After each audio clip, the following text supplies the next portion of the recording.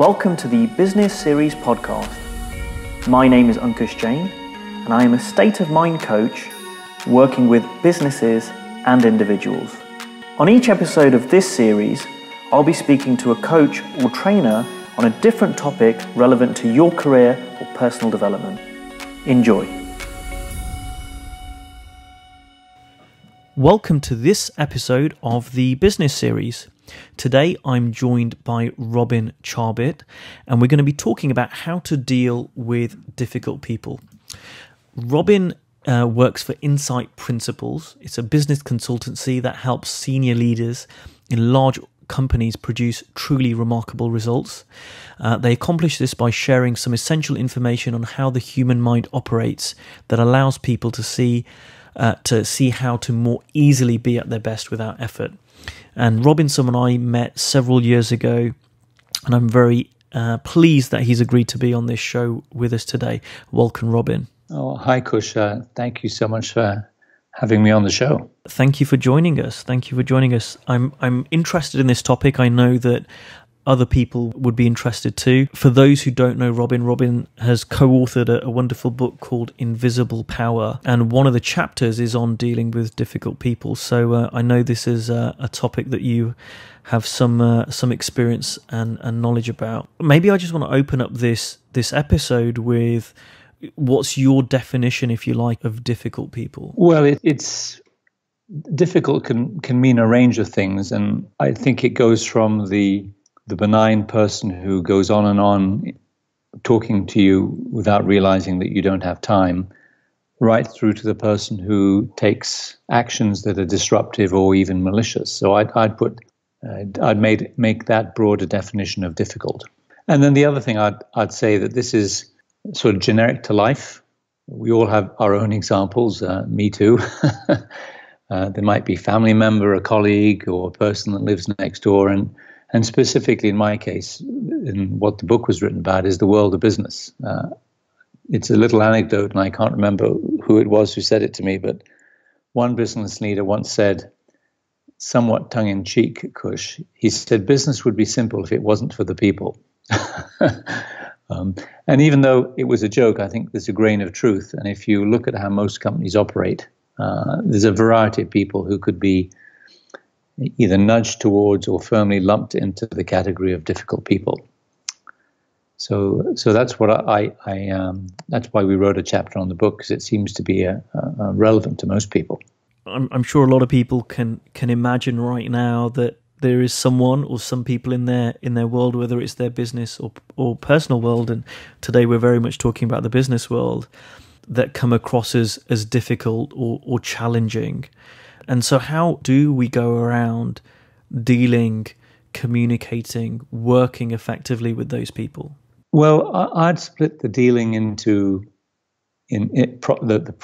dealing problem into two halves. The first half is what's going on with you, and the second half is what's going on with them. So if we tackle the first half, the you part, this is what I would suggest. If you've noticed that even the people who you consider to be difficult, who you might say many people think are difficult, you can almost always find someone in their lives, Kush, who does not find them difficult. So how come? If it's the same person, but they're seen differently by different people, where does that variability come from? Now, the obvious answer is it has to come from the people seeing them. So that's why we start with the you part of dealing with difficult people. There's a lot going on in you that actually can shed light on and can be helpful. And the fundamental thing that really underpins difficult people, and in fact any situation in life, is that most people don't realize that we're all crafting our experiences in our mind. So yes, there is a person out there, and yes, they're doing something. But whether they're difficult, whether they're quirky, whether they're different, or any other adjective you might consider, the adjective is actually happening in your mind. Now, this is mostly not a conscious process, but it is the one that's actually running the show. So I'm sure you've been with people, and maybe your listeners have been with people, and they were hearing someone talk about someone difficult, and at the same time they were realizing, well, I don't see them that way. So the way you see people, the way you think about people, is in large part what determines how difficult they are. Now, when you start to realize that, that's where the ray of hope or the beam of light starts to sort of illuminate. Because you start to see that the difficulty is actually occurring in you and depending on you. So I'll give you a very simple example. Anybody who's got children will relate to this. When I'm tired, when I'm worn out, when I've had a busy week, my children might appear more difficult to me than when I'm relaxed.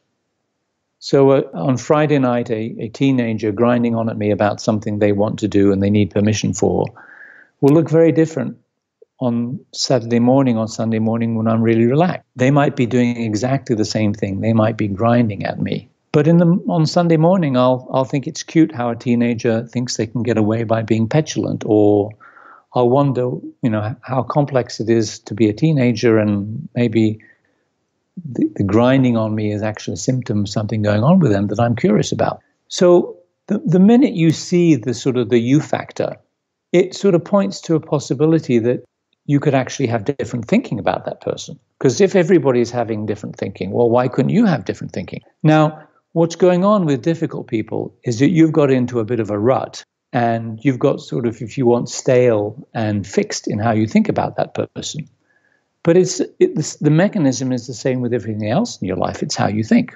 So if you can see that it's you having thinking, then all of a sudden possibility exists that you might think about them in a different way. As soon as you see that you are at the origin of your experience, well, then maybe other experiences might be possible, and something can shift. And when something shifts in you, it's not only helpful for you, it can be helpful for the other person. I think it's there's an American comedian. His name was Flip Wilson, and the only reason I know about him is that he said something really helpful. He said, "What you see is what you get." So if you see someone as difficult, well, guess what you get? If you see someone as curious and strange, well, that's what you get. So the first part of dealing with difficult people is to see your part of the equation, your part in seeing them as a difficult person. Now, the second sort of half of the difficult person is what's going on with them. Because if someone has driven over your lawn and crushed your flowers, and it's the fifth time it's happened, and you've pointed it out that they should be careful how they drive their car, that's just not your thinking. Your roses are getting trashed, or your mail is getting thrown away because they hate getting it in their mailbox. I mean, so it's not like difficult is without some substance. There is something going on out there in them. Now, if you understand the first thing I said, which is that people are living in the experience of their own thinking, it stands to reason that that's also happening for the difficult person. And if you understand that thought creates reality, well, clearly their difficult behavior is coming from the thinking they're doing. So if you want, they're having thoughts that make them do the things they're doing, and you're having thoughts that interpret that and make it look difficult. Now, if you can see that's going on, you can start to wonder, what might that thinking be? Because this is the sort of the harsh reality of it. If you had the thinking that they had, Kush, you'd be the difficult person. People don't get out of bed and say, well, I wonder what I'm going to be like today, or maybe I'm going to be sweet and nice with people. But if they don't have that special on at the cafeteria, the one I really love, well, then I'm going to be difficult for the rest of the day.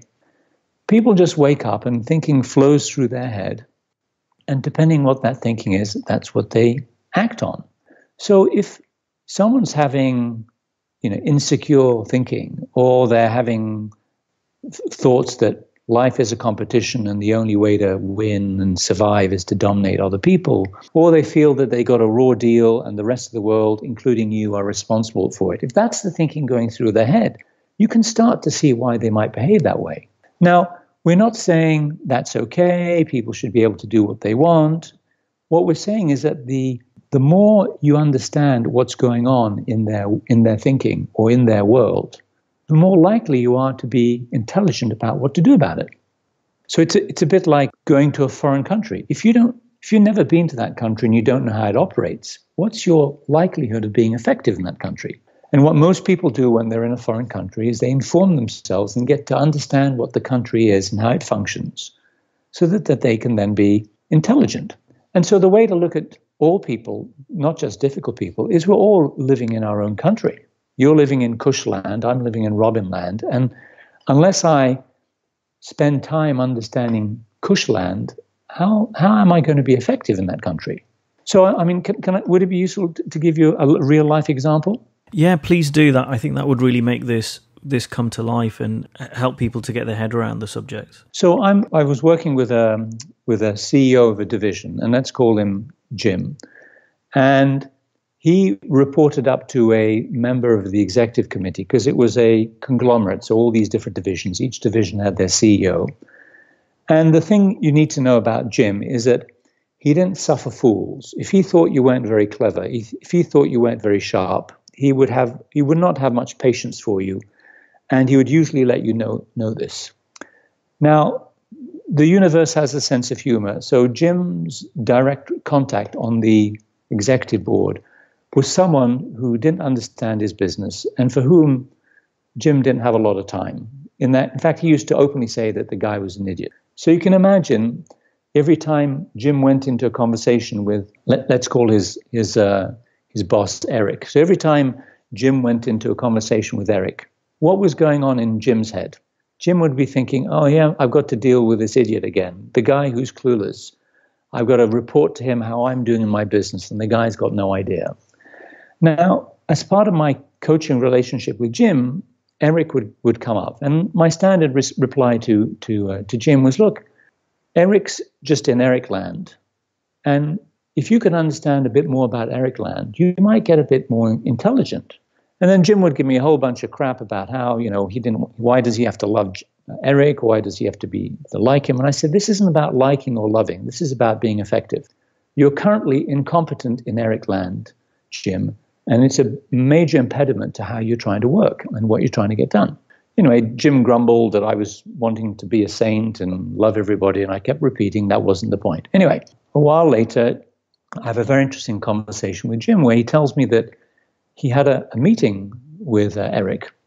And the thing to know about the background is that Jim's business was what you'd call a market-facing business, in that it deals directly with the public, with customers. Whereas a lot of the rest of the conglomerate was more of an industrial complex, and it was more a B2B, a business-to-business world. So Jim's business was a bit different.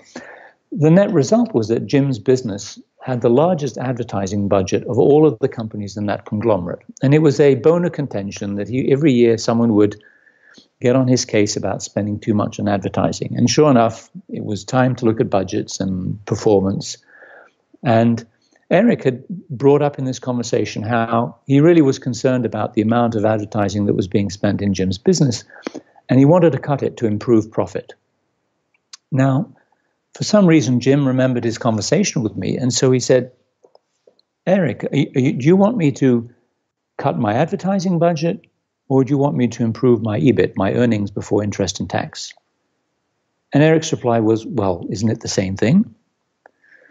And Jim listened to that and had this insight, if you want, that Eric came from a B2B world where you didn't spend any money on advertising. If you're selling a basic raw material or a basic commodity, you don't have to advertise it. Whereas if you're selling in a B2C world, you have to. So he said, Eric, do you understand the role of advertising in my business? And Eric said, well, what do you mean? He said, well, I produce new products, a bit like Coca-Cola does. And then unless I advertise, no one knows that I produced that new product. So if Coca-Cola came out with a new drink and didn't tell anybody, what's the likelihood people would buy it other than they happen to see it on the shelf? So I have 10 years of data, Eric, that shows for every dollar I spend on advertising, I make $5 of earnings, of profit. Because more people get to know about my product and therefore I sell more of it. And Eric said, so you mean if you cut back on advertising, the EBIT, the earnings are going to get worse? And Jim said, yes, because less people will buy my product.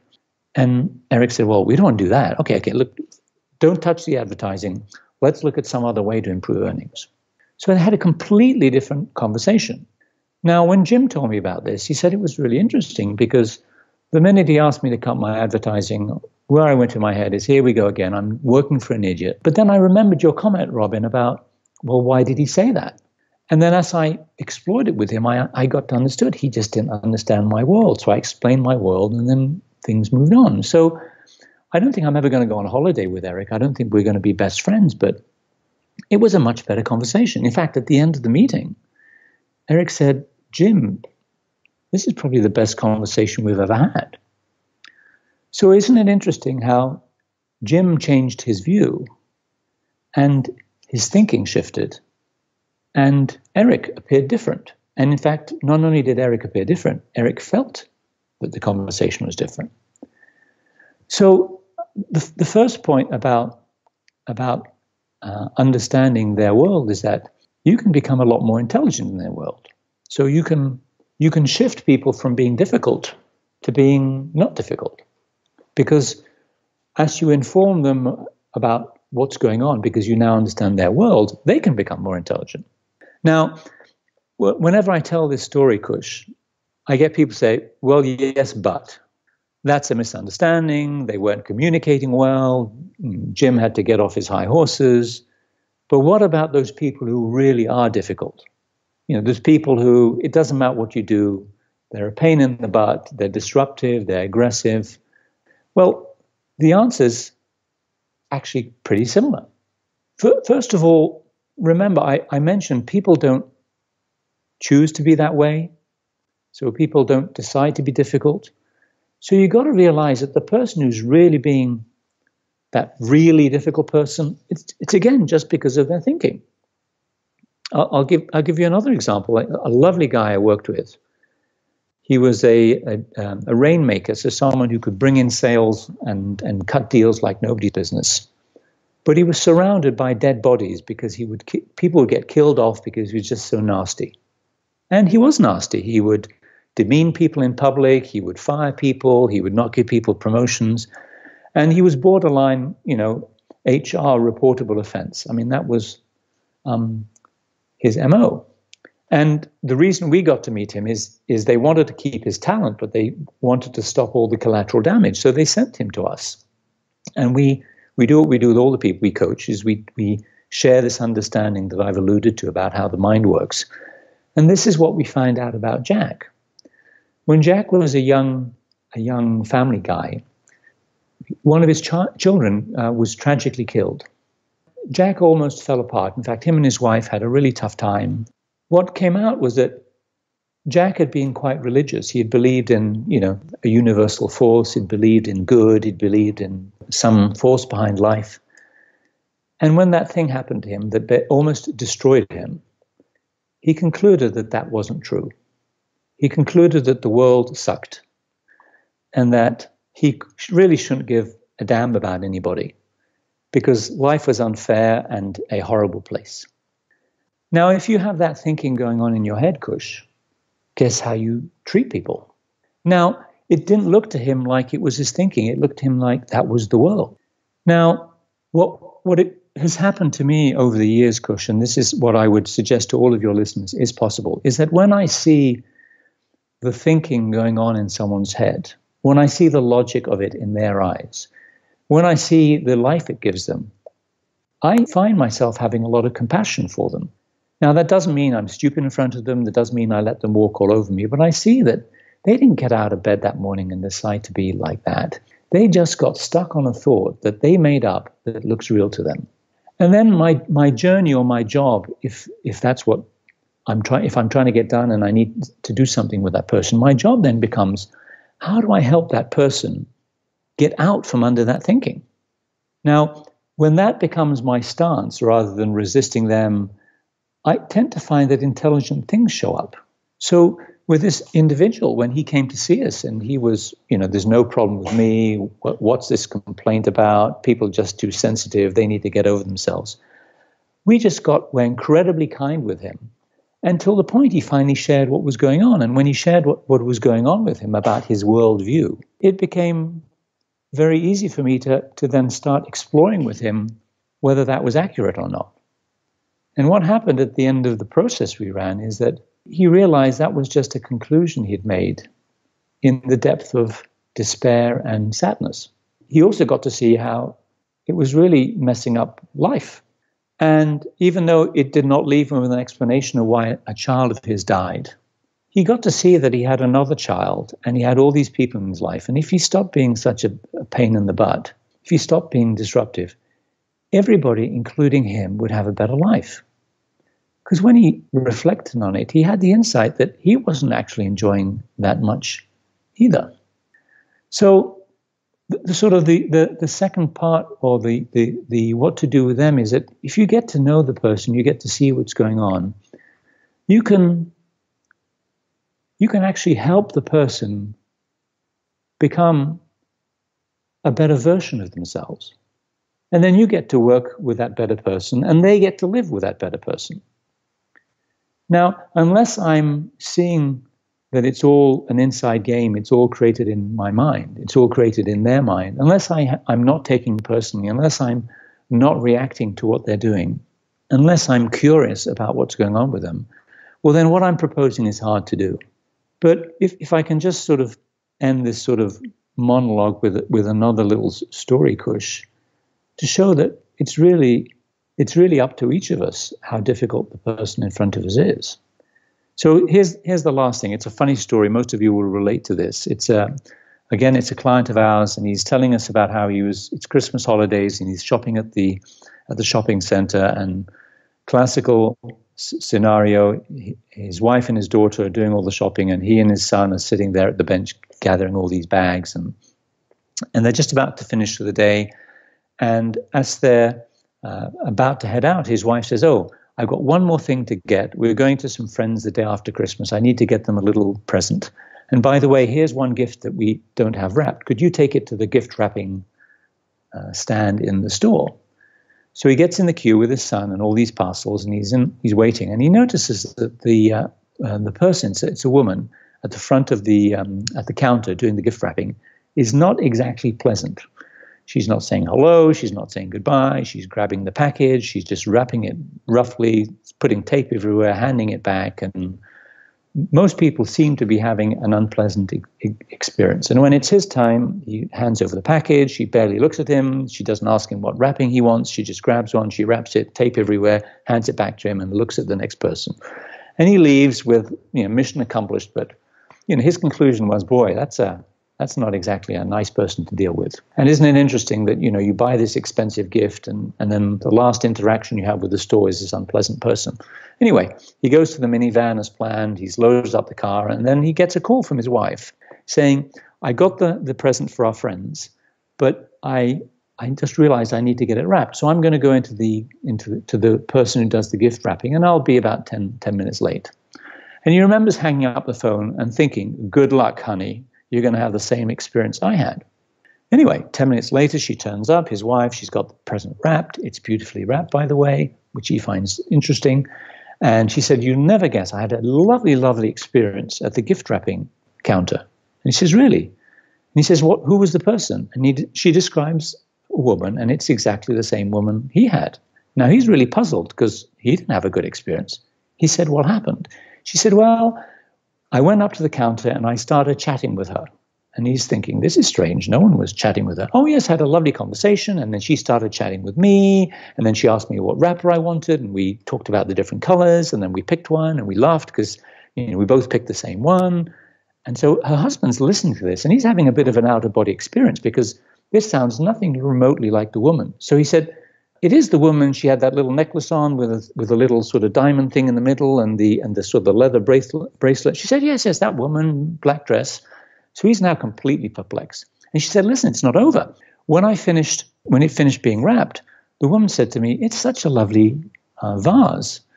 And this client's wife said, yes, we're going to friends on Boxing Day, and so this is a gift." And the woman behind the counter said, "Oh, it's so lovely. I've never had a vase like that in my life." Anyway, they finished the conversation, and the wife of our client walks away. And as she's walking away, it occurs to her that it's Christmas and it's a $10 vase. I mean, that's not.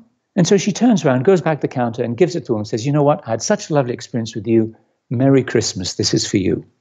And the woman behind the counter bursts into tears and cries. In fact, people from the back room come out to see what's going on. And it turns out that she doesn't really get on with anybody, which is why they put her on the gift wrapping counter, which from a business model perspective is lunacy. But anyway, that's what it was. And what the wife of our client found out was that this is a woman who was actually pretty lonely at work, because people perceived her as difficult, and so they always gave her the things to do on her own. And so the world looked hard, and it appeared that the first person who had actually been nice to her that day was our client's wife. So you can imagine the jaw of our client as his wife is telling him that story. So it's just a great example of how, people are the way you see them, and given how you see them, you will act with them. And given how you act, you can either encourage or change the person in front of you. So I guess the conclusion, Kush, is that, if you see a difficult person, well, then you're stuck. If you see that the difficult person is something that you and they have made up, well, then there's lots of options and different things can happen. So I'll stop there. I've just given you a long monologue. No, thanks for that, Robin. We try and keep these shorter, but I was so loath to interrupt you because there were such great stories, such great case studies, and I was absolutely fascinated and listening intently to every word, and really great examples around what you said, that difficult is something that we create, and the last one especially was such a great example of how, even though so many people could see this lady as difficult, just how that can quite easily change when we don't bring that thinking with us when we interact with someone. So we are going to wrap it up there. If people wanted to get hold of you and maybe carry on this conversation or find out more about the work you do, how might they do that? Well, if you're someone in the world of business, we have a website. It's called Insight Principles. So INSIGHT, and then Principles, PRINCIPLES. We essentially teach people a set of principles. If you're a practitioner, so if you're a coach and you're interested in the method or the approach that we use, we have a different website because we do actually train people to do what we do. And that's Insight Principles Institute. And you can look at both. They're quite distinct. One's aimed at the corporate world. One's aimed at facilitators, coaches, and consultants. And then there's an info box, so drop us an email, and we'd love to hear from you. And you'll see there's newsletters on those websites. There's links to the book we've written.